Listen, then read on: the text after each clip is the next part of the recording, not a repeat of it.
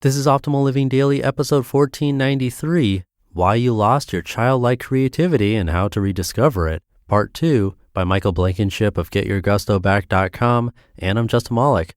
Happy Sunday. Welcome to the old podcast, the OLD podcast, Optimal Living Daily, where I read to you like a big ongoing audiobook from many different authors. Today being a continuation from yesterday, so I'd recommend listening to yesterday's episode first. But for now, let's get right to part 2 and start optimizing your life. Why You Lost Your Childlike Creativity and How to Rediscover It, Part 2, by Michael Blankenship of GetYourGustoBack.com. The difference between self-reflection and self-judgment. Ugh, is this even going to get published?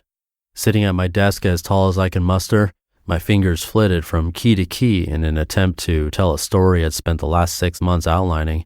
But the thoughts wouldn't stop. Who is actually going to read this? What do I expect is going to come of all this hard work? Unfortunately, there was no all-knowing God whispering back, "It'll be all right, Mike. You're going to crush it. You're awesome." Nope. Crickets. And of course, my own judgmental response, no one is going to read this. This will never get published. Nothing is going to come from all this hard work. I quit writing after just a few weeks, and I still haven't picked that book back up. That is the result of judging your progress while you create something. It's not helpful. Those thoughts create nothing but feelings of inadequacy and frustration. And those are exactly the kinds of thoughts I'm talking about when I say self-judgment. But there's an important distinction here, namely that self-reflection is different from self-judgment. After all, you must be allowed to think something while you're creating. You can't possibly just disengage all thoughts and mindlessly charge forward. That's where self-reflection comes in. You see, there's a big difference between asking yourself, will this book ever get published? Judgment. And how can I make this book worthy of being published? Reflection. The first takes away your control and allows for only one negative response, while the second empowers you to make real progress. It's the difference between adult-like judgment and childlike curiosity. One disempowers while the other encourages action. Consider the difference between these thoughts. Will this business ever succeed? Versus, what can I do to make this business succeed? Will I ever be a great author? Versus, what action can I take to become a great author? Will my dreams ever come true? Versus, how can I work toward my dreams every day? Big difference, eh? Of course, ignoring your judgmental impulses and engaging your childlike creativity is easier said than done. So let me show you some practical strategies. Practical tips for calming negative self-talk and engaging childlike creativity. A few months ago, I typed the last word for the first draft of a book I titled, Get Your Gusto Back, How to Reignite Your Inner Fire and Create a Life That Excites You. It's the first book I've completed. I've started probably 30 different books over the last decade. And there's only one reason that I actually finished this first draft but never finished the others. You see, I made a rule for myself before I started. I would not engage a single negative thought while working on the book. When a negative thought would rear its ugly head, I would simply say, "No, thank you, I'm busy right now," and continue with the creative process. It wasn't always easy, but I was stubborn. And after enough refusals to engage with negative self-talk, a few remarkable things took place. First, fewer negative thoughts tried to disrupt my time working on my book.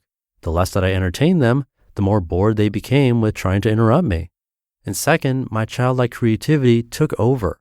Without constant judgmental thoughts killing my groove, my intuitive curiosity and excitement for creating was finally allowed to run free. When you give your creative flow time to manifest without engaging negative and judgmental thoughts, you'll create incredible things beyond your imagination. In the words of Thomas Edison, quote, "If we did all the things we are capable of, we would literally astound ourselves," end quote. Here are some more practical tips for quieting your negative thoughts so you have the mental space necessary to astound yourself. Number 1, make a no negative thoughts rule. This is what helped me finish the first draft of my book, and it's my first recommendation for removing negative thoughts from the creative process.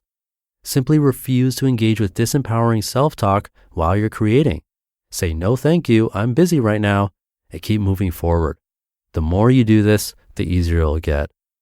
Number 2, meditate 10 minutes per day.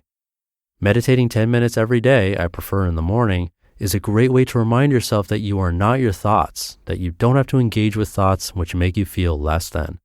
The goal isn't to not think, is simply to notice your thoughts and to become aware that you have more control over your mind than you probably assumed.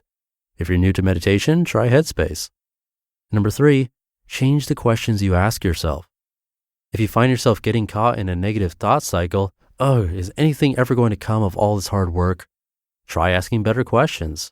Ask yourself more empowering questions. What can I do to make this project a success? How can I enjoy my creative process? What would make this thing I'm creating absolutely exceptional? Those questions will re-engage your childlike creativity and keep you progressing forward. Now is the time for creation. Want to write that book? Want to build that business? Want to learn that skill, meet that person, or make more money? Don't think too much about it.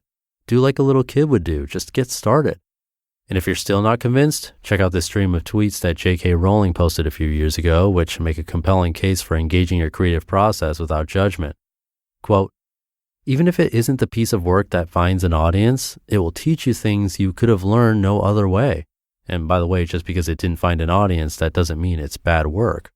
The discipline involved in finishing a piece of creative work is something on which you can truly pride yourself. You'll have turned yourself from somebody who's thinking of, who might, who's trying, to someone who did. And once you've done it, you'll know you can do it again. That is an extraordinarily empowering piece of knowledge. So do not ever quit out of fear of rejection. Maybe your 3rd, 4th, 50th song or novel or painting will be the one that makes it, that wins the plaudits.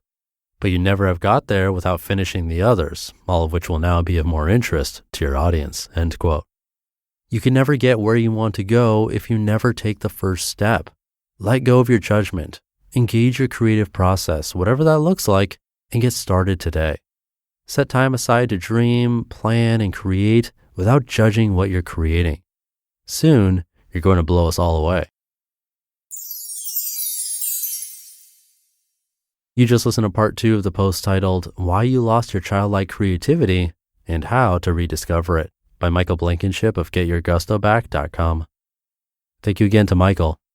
So true. It often helps to take almost a childlike approach to life in certain situations, one in which we're not afraid to fall in order to make progress. The analogy of a kid learning to walk is one that comes up pretty often. You don't see a kid try to stand or take that first step and then fall and then give up.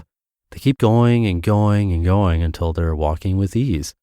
But when we get older, it seems more and more difficult for us to do this. Walking is super complicated when you think about it, all that balance required. Even standing is complicated, yet it seems so easy to us now.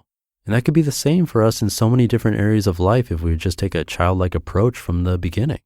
So something to think about this weekend. Thank you for being here. That will do it for today and this weekend. I'll be back tomorrow for Minimalist Monday. So I'll see you there where your optimal life awaits. Hey, this is Dan from the Optimal Finance Daily podcast, which is a lot like this show, except more focused on personal finance.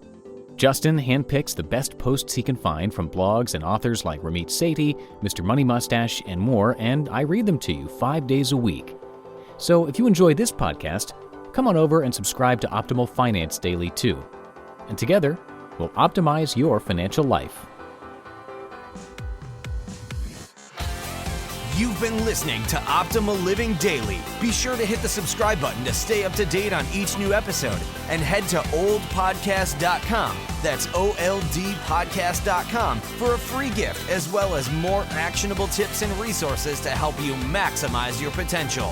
Thanks for joining us, and remember, your optimal life awaits.